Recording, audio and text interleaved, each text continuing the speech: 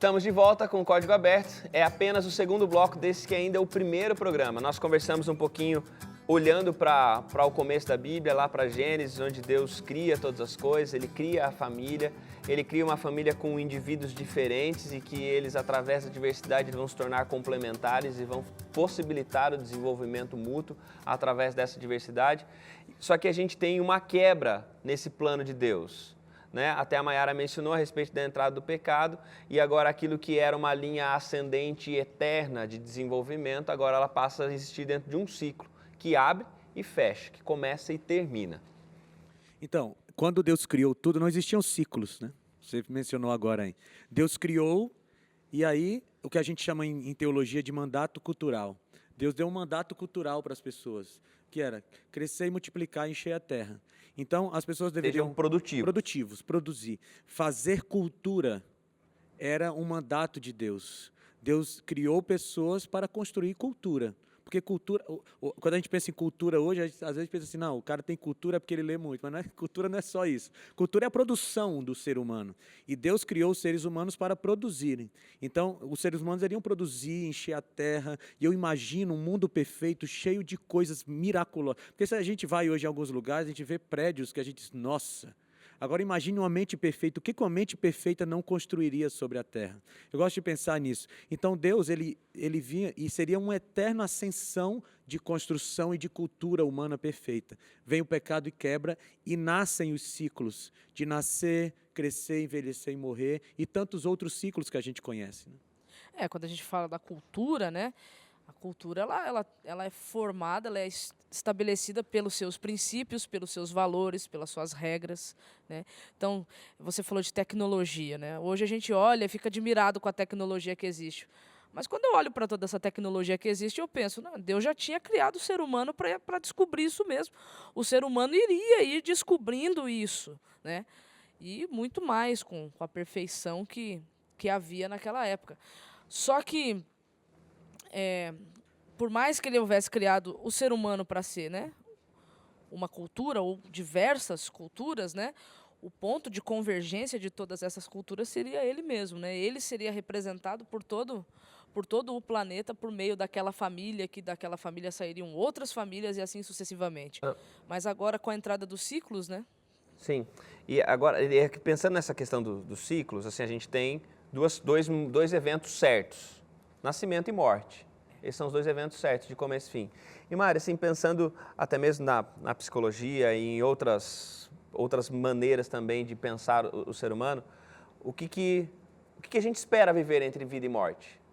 O que é o anseio do ser humano entre vida e morte? O que ele espera, o que compõe esse intervalo? Nossa, essa pergunta deve ser muito rápida de responder.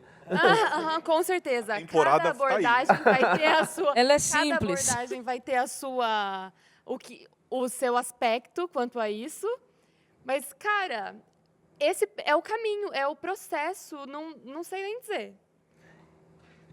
Tem uma coisa que as pessoas buscam. Elas querem, entre o nascimento e a morte, a felicidade. Que aí a gente vai ter 1 milhão de definições para isso. Mas eu acho que uma coisa buscada constantemente é a felicidade. E as pessoas buscam isso durante a vida. Né? Mas eu acho interessante Como se tivesse uma coisa no final, né? Tipo, algum momento eu vou alcançar a felicidade. É o famoso desenho do arco-íris com o pote de ouro no fim. Sim, né? Sim, sendo que a felicidade está nesse processo. Agora, isso, Mas Maria, só um instantinho que a Mari falou a respeito das abordagens que elas têm visões diferentes, eu acho bacana pensar que...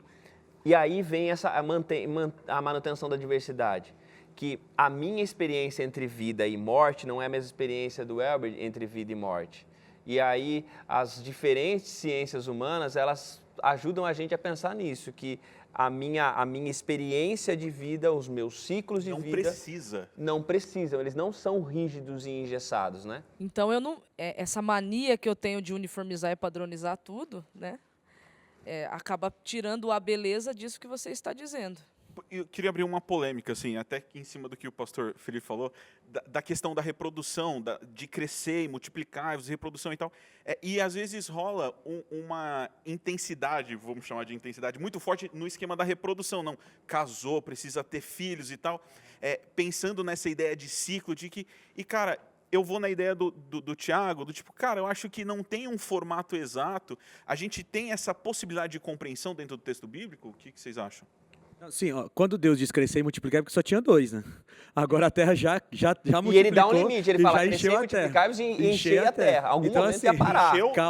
Calma aí. Não, é claro que assim, Não tem obrigação de mais de É. encher a terra, porque já está cheia. Então, essa ordem de Deus era uma ordem muito significativa para Adão e Eva. Mas ela não precisa ser um padrão para todo mundo. Você não quer ter filhos, não tem obrigação.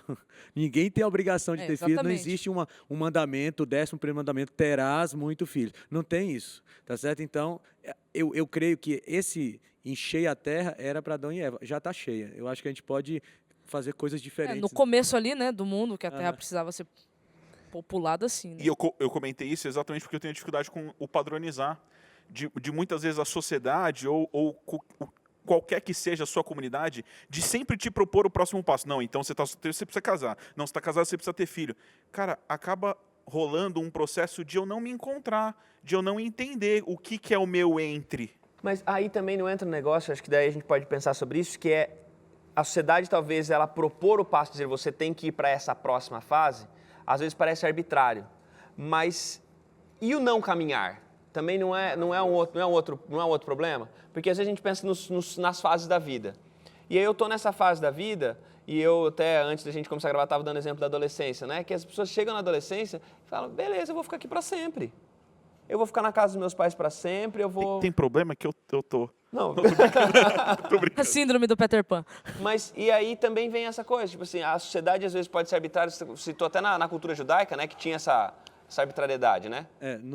A gente estava comentando aqui, fora do ar, que na sociedade judaica tem um momento de transição, né, que é o bar mitzvah, que é quando o adolescente ele recebe o recado da sociedade, ó, acabou a infância e agora você já é um homem, você já pode participar das coisas do templo e tal. Então, na sociedade judaica existia esse ponto de transição. Era claro ele. Na nossa sociedade, como você falou, não tem um ponto de transição mais nem claro e nem obscuro, porque tem gente que vive eternamente na sua adolescência, né? Só para... Você me levantou a bola sobre filhos, né? A gente viveu casado 8 anos sem ter filhos, né? Praticamente. 7 anos sem ter filhos. E assim, chegou uma hora que a gente queria. E aí eu acho que quando o casal diz assim, cara, a gente quer. Então, beleza. Agora, se o casal diz assim, a gente não quer, e os dois entram nesse acordo, então segue a vida para outros ciclos, né? Tem a possibilidade de um gato e um cachorro. Tranquilo. Mas a Mari, você até ia falar, e não sei o que você ia falar, mas só pensando nisso, tem uma implicação, a gente forçar, olha, vai ser agora você vai para cá, agora você vai para cá, agora você casou, agora você tem filho. Isso é muito duro, mas e não ter essa perspectiva de um próximo passo também, também é maléfico, né? Sim, e eu acho que muito disso, eu queria comentar, é positivo e pode ser negativo, entende? Todos os lados. E, ao mesmo tempo, por que eu acho que os adolescentes hoje têm dificuldade de sair dessa fase? Porque a gente, adulto, só reclama da vida adulta. adolescência, entendeu? Então, assim, por que eu vou querer ser adulto? Se todo mundo só fala mal. Ninguém fala, nossa, é muito bom que eu tenho condição de sair, não precisar falar para ninguém. É muito, entendeu? Então, E é muito assim, bom ter responsabilidade. é muito bom ter responsabilidade, porque no final do mês eu sei o que eu vou fazer, eu sei qual é a minha rotina todos os dias, adolescente não sabe. Então, assim, todos os aspectos têm seus lados positivos e negativos, então é difícil de engessar. E aí eu acho que a gente indo numa linha de pensamento assim da psicologia sistêmica, me apropriando, eu acho que entre essa passagem de fase dentro do nosso ciclo, cara, é natural que a passagem de fase ela vai gerar caos, que é exatamente o que o Felipe comentou, de que dentro do judaísmo você tem essa passagem de fase com um entendimento desse processo, de dizer assim, ó, aqui vai rolar um caos, mas está tudo certo. Quem sabe a permanência na adolescência é talvez a nossa não empatia, entender assim, ó, cara, você está no caos e eu vou te dar uma força para passar pelo caos, e se você quiser, qual fase do próximo ciclo você quiser ir ou aproveitar, eu estou contigo. Eu acho que o que não entende, o que não rola é exatamente esse entendimento de, tá rolando um caos, porque é um momento de passagem de fase dentro do ciclo. Cara, como eu posso ser relevante para alguém que está tentando passar de fase, mas o caos é muito grande? Eu Sim. acho que é essa a discussão, saca? E aí, Tiago, você falou aí da importância de seguir, né? E é preciso seguir, porque, é claro, existem fases na vida. E eu preciso viver cada uma delas com intensidade, mas eu preciso viver cada uma delas. Não dá para eu dizer assim, não vou envelhecer, porque não é uma opção. Eu não vou me tornar um adulto, porque não é uma opção. Você vai se tornar adulto e você precisa trabalhar na sua cabeça de tal forma que você viva a sua adulta essência, assim que chama na psicologia, a sua adulta essência, depois a sua velhice, e sabendo que um dia, se Jesus não voltar, eu vou morrer e tá legal. É isso mesmo que vai acontecer. É existente. Mas isso é em todas as fases, porque também existe muita questão da infância, de que a gente não quer que a criança viva a infância, quer que ela... Acelerar, né? Exato, Acelerar a então infância. são todas as fases, não dá pra gente Ô, Mari, ir pro adulto, pra velhice e tudo mais. é Freud que diz que se nós não vivermos e não fecharmos o ciclo de cada fase, em algum momento ele volta?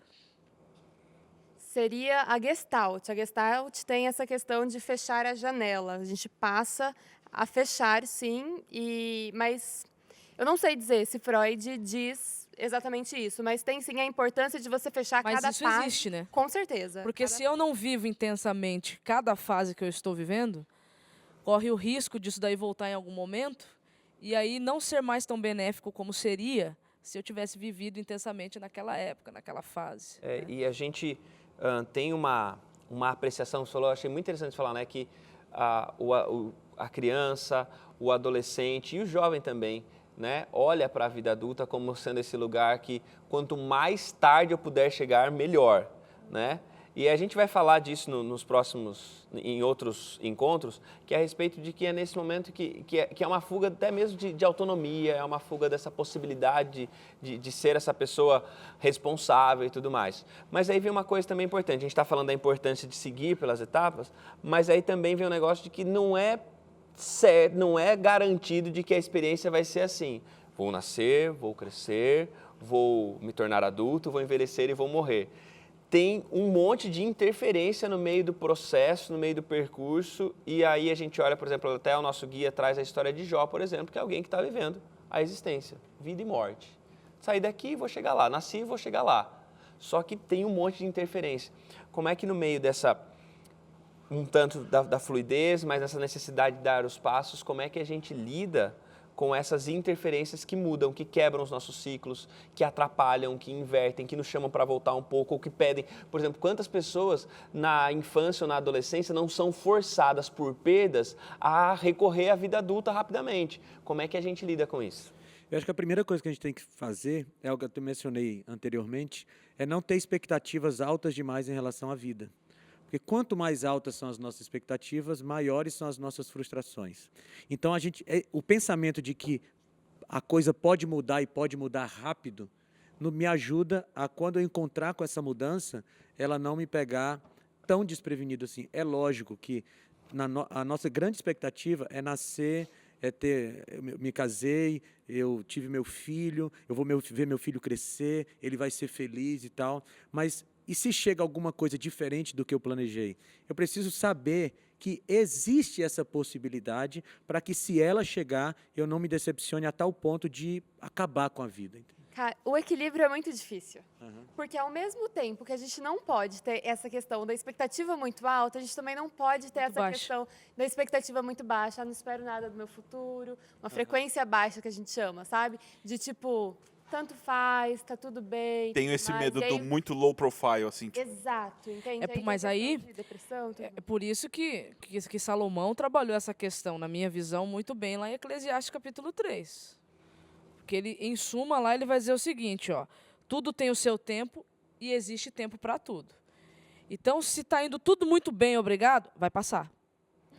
Se está indo muito, muito, muito mal, vai passar também. Então, assim, o texto convida a gente a olhar para a vida da seguinte maneira. O ideal de Deus é que existisse uma constância, porém, por causa da existência do pecado, essa constância ela é ou pode ser constantemente interrompida. Tudo acontece no tempo, mas nem tudo está agendado. Exato. Né? Eu acho muito legal a gente falar sobre o caos, sobre as intercorrências, porque é natural no processo de mudança de dentro do ciclo você passar de fase. Então, eu sou casado e não tenho filho, e na hora que eu for ter filho, eu vou entender que o mindset que eu tenho hoje como esposo, ele precisa mudar. Porque agora tem um novo ser dentro do E relacionamento. vai mudar, eu já aviso. Eu queria então abrir mão. Não, tô brincando. Mas eu acho que é isso. De eu entender que, puxa, a maturidade que eu tinha até agora, o formato que eu padronizei, ele precisa mudar. E é onde vem o caos. E eu acho que se não tem o caos, não tem o desenvolvimento da maturidade.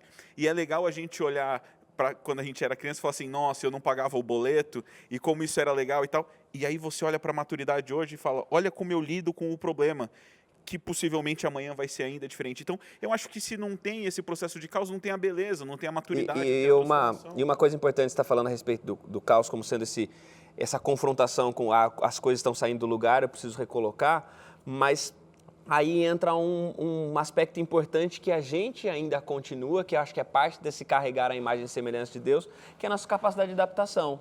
Né? O inesperado vem, as surpresas vêm, e aí vem esse momento de, sejam boas ou ruins, mas principalmente pensando, acho que no inesperado que é ruim, ele vem e aí vem essa necessidade e vem os recursos que Deus colocou em nós para a gente se adaptar. Mas isso que você está falando é interessante. Quando fala de inesperado, a gente já espera coisa ruim. Mas eu acredito que parte da maturidade é você, de certa forma, tentar estar preparado para receber tanto o ruim como o bom.